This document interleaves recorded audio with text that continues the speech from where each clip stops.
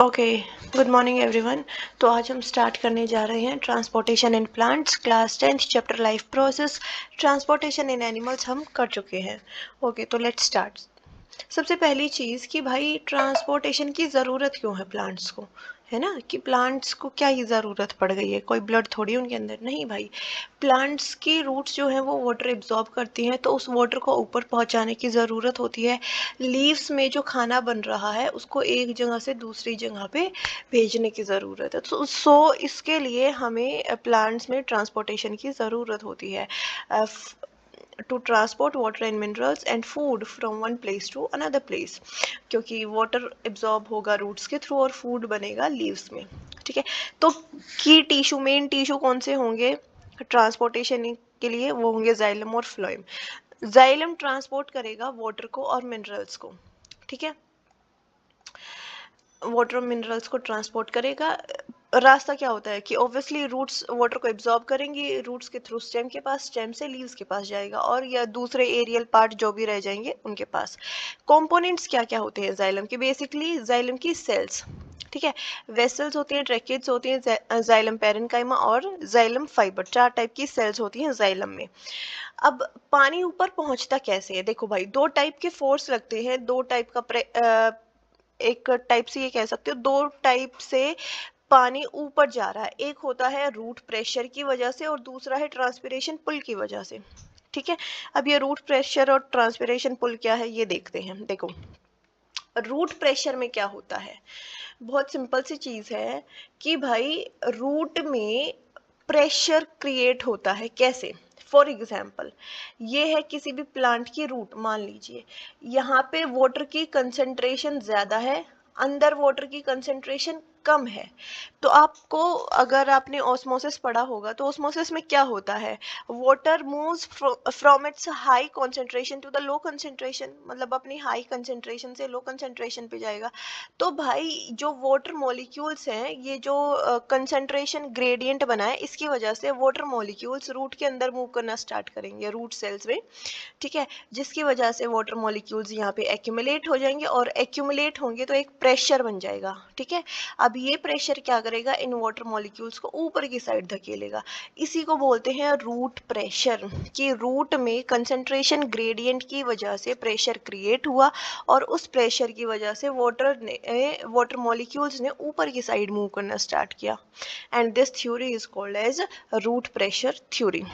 ठीक है, तो मेन चीज यहाँ पे क्या है, जो रूट प्रेशर है can cause water to move in the stem and under some condition, मतलब कुछ सर्टेन कंडीशन होती हैं कि बाहर वाटर की कंसंट्रेशन ज्यादा होनी चाहिए, अंदर कम होनी चाहिए, उसी कंडीशन में वाटर ऊपर मूव करेगा, अदरवाइज वाटर ऊपर मूव नहीं कर पाएगा।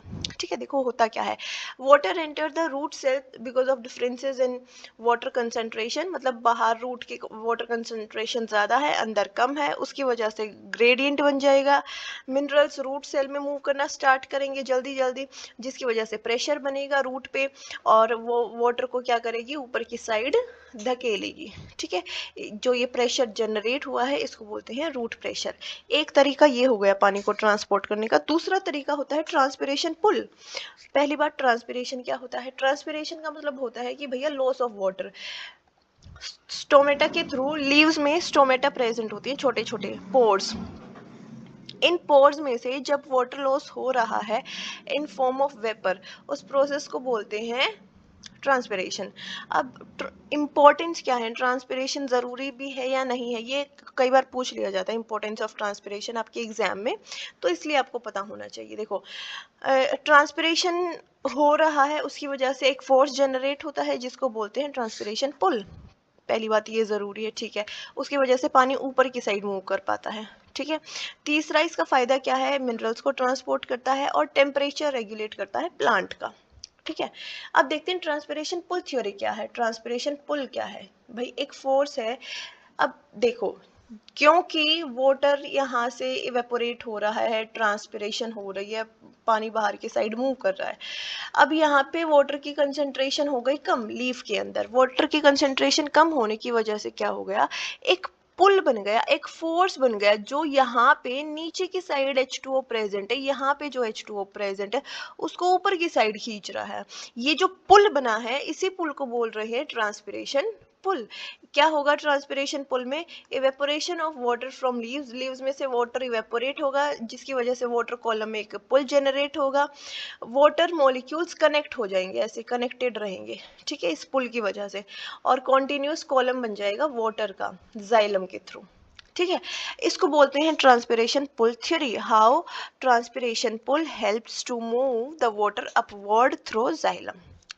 आ गई बात समझ में? सो ये दो चीजें थी, movement of water transpiration pull के थ्रू होती है और रूट प्रेशर थ्योरी के थ्रू होती है, ये आपको पता होना चाहिए, ठीक है। नेक्स्ट, फैक्टर्स अफेक्टिंग ट्रांसपिरेशन, कि भाई ट्रांसपिरेशन को कौन कौन से फैक्टर इफेक्ट करते हैं? ऑब्वियसली भाई टेम्परेचर, टेम्परेचर जितना ज़्यादा होगा, मान लो टेम्परेचर ज़्यादा है तो ट्रांसपिरेशन भी क्या होगा? ज़्यादा होगा। टेम्परेचर ज़्यादा होने का मतलब क्या है? कि भैया सन ज़्यादा है ना, गर्मी ज़्यादा, जितनी गर्मी ज़्यादा होगी उतना जल्दी इवेपोरेट होगा वाटर। ह्यूमिडिटी, ह्यूमिडिटी का मतलब होता है एनवायरनमेंट में कितने वेपर्स है। अगर ह्यूमिडिटी ज़्यादा होगी तो टेम्परेचर सॉरी ट्रांसपिरेशन क्या हो जाएगा? कम हो जाएगा। अगर ह्यूमिडिटी कम है और तो ट्रांसपिरेशन ज़्यादा हो जाएगा। कैसे? ह्यूमिडिटी ज़्यादा होने का मतलब क्या होगा? ये हमारा एनवायरनमेंट है, उसमें बहुत ज़्यादा वाटर वेपर्स हैं, तो amount of water vapours in environment को ही ह्यूमिडिटी बोला जाता है। तो जितने ज़्यादा वाटर वेपर्स होंगे तो ट्रांसपिरेशन उतना कम हो जाएगा कि लीव्स में से पानी निकलेगा ही नहीं, भैया बाहर जाएगा ही नहीं, कहाँ जाएगा, ठीक है। तो ह्यूमिडिटी कम होगी, मान ले हमारे एनवायरनमेंट में वेपर्स कम है तो प्लांट में से निकलेंगे कि भैया चलो कम है, हमें यहाँ पे जगह दिख रहे हैं, हम घुस जाते हैं यहाँ पे, ठीक है। तो ह्यूमिडिटी कम होगी तो ट्रांसपिरेशन ज़्यादा होगा। विंड स्पीड, जितनी जितनी ज़्यादा विंड स्पीड होगी उतना ट्रांसपिरेशन ज़्यादा होगा, उतनी जल्दी जल्दी वेपोरेशन होगा। अवेलेबिलिटी ऑफ वाटर, ऑब्वियसली भाई बिल्कुल सही बात है, ट्रांसपिरेशन होगा कैसे? जब पानी ही अवेलेबल नहीं होगा तो, ठीक है। So these are some of the factors that are affecting transpiration. इसके बाद transport of food, transport of food को बोला जाता है ट्रांसलोकेशन। ट्रांसलोकेशन क्यों बोल रहे हैं? क्योंकि भैया लीव्स में खाना बन रहा है और लीव्स से उठ के अलग अलग पार्ट्स पे जा रहा है, तो उसकी लोकेशन चेंज हो रही है, इसलिए इस प्रोसेस को ट्रांसलोकेशन बोला जाता है, ठीक है। ट्रांसपोर्ट ऑफ फूड करता कौन है? फिलोएम। फिलोएम भी एक कॉम्प्लेक्स टिश्यू है, इसके लिए एनर्जी की ज़रूरत होती है और बाई डायरेक्शनल ट्रांसपोर्ट होता है। देखो, जाइलम जो वाटर को ट्रांसपोर्ट करता है वो यूनी डायरेक्शनल होता है, but transport of food by directional होता है। मतलब लीव्स में बना तो भैया वो ऊपर भी जा रहा है और नीचे भी जा रहा है, पूरे प्लांट के पास जा रहा है, ठीक है। तो ये हो गया बाई डायरेक्शनल ट्रांसपोर्ट। इसके बाद ट्रांसलोकेशन में क्या होता है? Let's see. ट्रांसलोकेशन में सबसे पहले फूड प्रिपेयर होगा लीव्स में, ठीक है। फिर जो फूड है वो फिलोएम में लोड हो जाएगा, मतलब फिलोएम में घुस जाएगा, ठीक है। वाटर एंटर्स, अब जाइलम से निकल के जो फिलोएम, जो वाटर है जाइलम से निकल के वो फिलोएम टिश्यू में चला जाएगा, ताकि मिनरल और फूड के साथ वाटर मिक्स हो जाए।